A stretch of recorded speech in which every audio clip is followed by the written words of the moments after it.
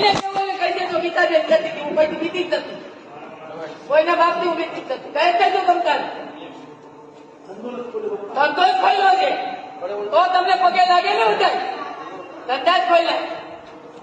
અમે ધંધાવાળા નથી, તમારે બલંદા વ્યાજ ખાવા, તમારે જ ખાવા.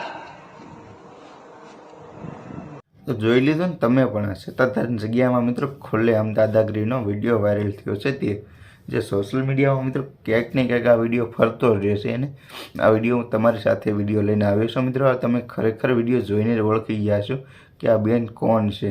મિત્રો તેનું નામ છે ગીતા વ્યાસ અને તેરે એવું કહી રહ્યા છે કે અમે ધંધો લઈને બેઠા છે એટલે લોકો અમને આવીને અહીંયા પગે લાગીએ છે અને અમારે તમારે એવા ધંધા નથી કરવા. બીજા એના વિરોધી પક્ષ છે સાથે તેને મિત્રો એવું સંભળાવી રહ્યા હતા અને તેઓ ગીતા વ્યાસ એવું કહી રહ્યા છે કે અમારે તમારે જ્યાં વ્યાજના પૈસા નથી ખાવા કે અમે ધંધો લઈને બેઠા સેવી ગયા એટલે અમને લોકો પગે લાગે છે. એવો મિત્રો ખુલ્લેઆમ દાદાગીરીનો વિડીયો વાયરલ થઈ રહ્યો છે. અને મિત્રો સત્તાધારની વિજય ભગતની મિત્રો તમને ખરેખર બધી કાંડની બધી ખબર છે અને ગીતા વ્યાસની પણ તમને કદાચ ખબર હશે. ન ખબર હોય તો બધા વિડીયો વાયરલ થયા છે સર્ચ મારીને અથવા આપણી ચેનલમાં જોઈ જ લેજો તમે. અને ગીતા વ્યાસ મિત્રો અત્યારે એવું કહી રહ્યા છે બધા લોકો કે સત્તાધાર જગ્યામાં તો નથી અને તે ફરાર છે અને ગીતા વ્યાસનો જે મહેલ હતો અથવા અને સત્તાધાર જગ્યા જે રહેતા હતા તેનો બંગલો એ પાડી દેવામાં આવશે. મિત્રો ઘણા બધા વિડીયો વાયરલ થઈ રહ્યા છે.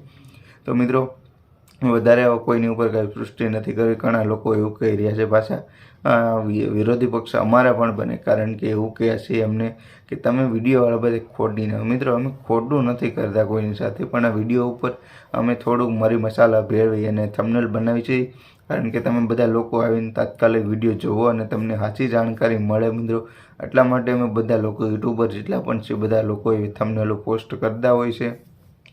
તો હવે અમુક લોકો એવું પણ મને કહેતા હતા કે તમે મિત્રો ખોટા વિડીયો બનાવો છો.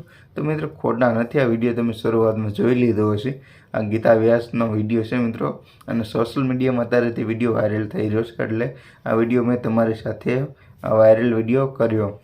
તો ગીતા વ્યાસનો વિડીયો તમે શરૂઆતમાં જોઈ લીધો છે મિત્રો અને તમે ગીતા વ્યાસ વિશે માટે શું કહેવા માંગો છો તે કમેન્ટ બોક્સની અંદર બતાવજો.